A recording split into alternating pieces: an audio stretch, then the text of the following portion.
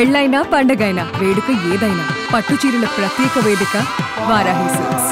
ప్రేక్షక మిత్రులందరికీ కూడాను శుభాకాంక్షలు.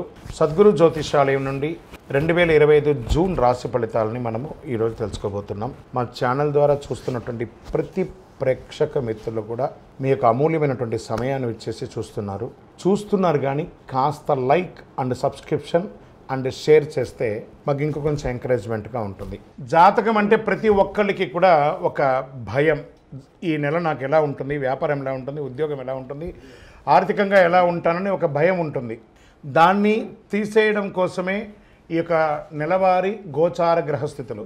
ఈ గోచార గ్రహస్థితుల ద్వారా వచ్చే ఫలితాలు మీ వ్యక్తిగత జీవితానికి ఒక 30% మాత్రమే వర్తిస్తుంది. మీ యొక్క వ్యక్తిగత జాతకం ద్వారానే సంపూర్ణ జాతకం అనేది వస్తుంది.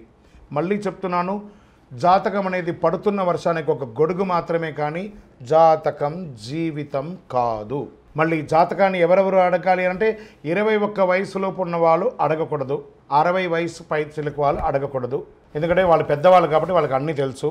ఆర్థికమైనటువంటి లావాదేవీలు చేసేసి అప్పులు తీరడానికి కోసం జాతకం అడిగితే జాతకం చెప్పించుకుంటే అప్పులు తీరవు. ఇల్లీగల్ అఫైర్స్ గురించి అడగకూడదు.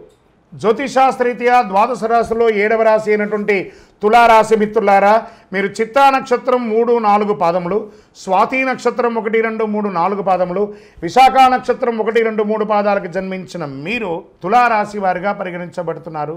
ఇక్కడ తులారాశి వారికి మళ్ళీ చెప్తున్నాను, ఏమండి తులారాశి వాళ్ళు అదృష్టవంతులు కాదేమో, ఎప్పుడు కష్టపడుతూనే ఉండాలేమో, ఇలాంటి క్వశ్చన్స్ అంతా నాకు అడుగుతున్నారు. ఎవరండి చెప్పారు మీకు?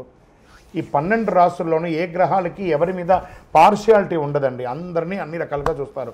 ఏ సమయంలో ఏ దీంట్లో చేయాలో ఆ సమయంలో ఉంటుంది. ఇప్పుడు మనం ఉదయం ఉంటున్నాం, నిద్రలేస్తాం, ఛాయ్ తాగుతాం, టిఫిన్ చేస్తాం, మధ్యాహ్నం భోజనం చేస్తాం, రాత్రి డిన్నర్ చేస్తాం, పడుకుంటాం. ఇవన్నీ ఎవరైనా మనకు నేర్పించారా? ఇవన్నీ దినచర్య ఎలా జరుగుతుందో ఈ గ్రహాలు కూడా ఇలాగే చర్యలు మారుతూ వస్తుంటుంది. కానీ ఒక గ్రహం మీద ప్రేమ ఎక్కువ, ఒక గ్రహం మీద తక్కువ అనేది ఆ అపోహ పోకండి. తులారాశికి ఆ అపోహ ఎక్కువ ఉంది. నాకు ఈ మధ్య కాల్స్ అవే ఎక్కువ వస్తున్నాయి. వేరే వీడియోస్ చూసి డౌట్తో అడుగుతున్నారు. మీరు ఇన్ని చూడడం వల్లే మీ యొక్క మైండ్ అంతా కూడా ఖరాబ్ అవుతుంది. కాబట్టి దృష్టిలో పెట్టుకోండి. 29వ తారీఖు వరకు శుక్రుడు వృషభ రాశిలో ప్రవేశించడం. రాహు ఈ నెల మొత్తం 5వ ఇంట్లో ఉంటాడు. పంచమంలో రాహు, షష్టమంలో శని, సప్తమంలో శుక్రుడు, అష్టమంలో రవి బుధుడు, భాగ్యంలో గురుడు, దశమంలో కుజుడు, భాగ్యంలో కేతు. గోచార గ్రహస్థితులన్నింటిని బట్టి కాస్త మిశ్రమం కూడా చెప్పచ్చు ఈ నెల. ఇతరుల విషయంలో పట్టించుకోకండి. ఆదాయం బాగా వృద్ధి చెందుతుంది, బాగా నిలదొక్కుంటారు. అవకాశాలను సద్వినియోగం చేసుకోండి. ఆకస్మిక ధనలాభాలు అవకాశం ఉన్నాయి. ప్రముఖులతో పరిచయం పెరుగుతాయి.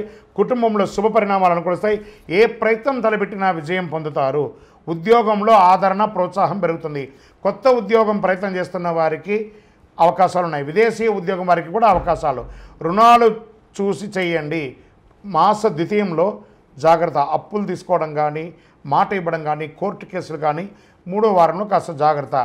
బెట్టింగ్స్, ఇల్లీగల్ పనులు, పరస్త్రీ వ్యామోహం, పరపురుష వ్యామోహం, ఇవన్నీ కూడా కొంచెం జాగ్రత్త పడాల్సినటువంటి చింత.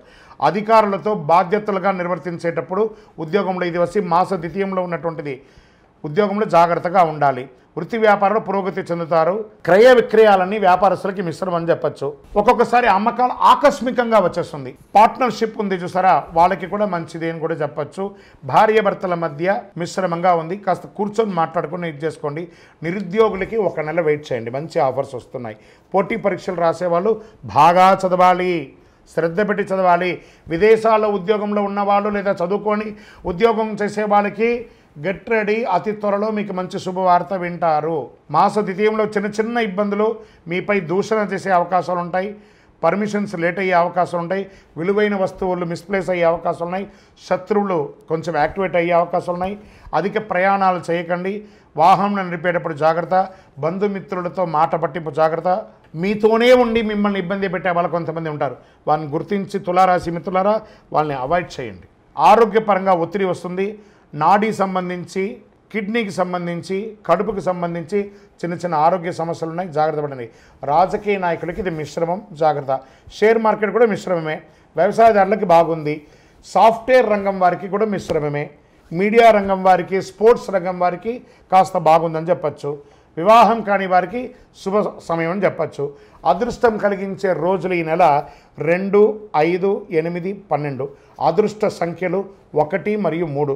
చంద్రాష్టమం 22/6/2025 11 గంటల 3 నిమిషాల నుండి మొదలు పెడితే 24వ తారీఖున 11 గంటల 48 నిమిషాల రాత్రి వరకు చంద్రాష్టమం ఉంటుంది.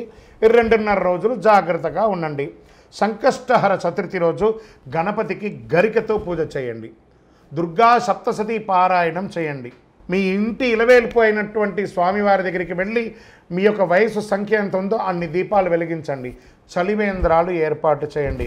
అతి శక్తివంతమైనటువంటి 48 రోజులు పూజ చేసినటువంటి కరుంగాలి మాలను ధరించండి. ఆరోగ్యంగా, ఐశ్వర్యంగా, సంపన్నంగా, విజయంగా ఉండండి. ఇంకను మీ యొక్క వ్యక్తిగత జాతకం తెలుసుకోవాలనుకుంటే కింద నంబర్కి మీ యొక్క పేరు, date of birth, time of birth, place of birth WhatsApp చేయండి. మీరందరూ కూడాను ఆయురారోగ్య ఐశ్వర్య భోగభాగ్యాలతో ఉండాలని అఖిలాండ కోటి బ్రహ్మాండ నాయకుడు శ్రీ ధర్మశాస్త్ర అయ్యప్ప స్వామి వారిని ప్రార్థిస్తున్నాం. మీరు తిరుపతికి వచ్చినప్పుడు అయ్యప్ప స్వామి వారి 18 అవతారముల దేవాలయాన్ని బ్రహ్మశ్రీ డాక్టర్ చంద్రమణి గురుస్వామి గారు నిర్మించి సమాజానికి అంకితం ఇచ్చారు. జీవకోణ అనే ప్రాంతంలో తిరుపతిలో రైల్వే స్టేషన్ నుండి బస్టాండ్ నుండి 3 కిలోమీటర్ల దూరంలో ఉంటుంది. రండి, దర్శనం చేసుకోండి, అనుగ్రహం పొందండి. విజయోస్తు. వందే మాతరం, వందే మాతరం, వందే మాతరం.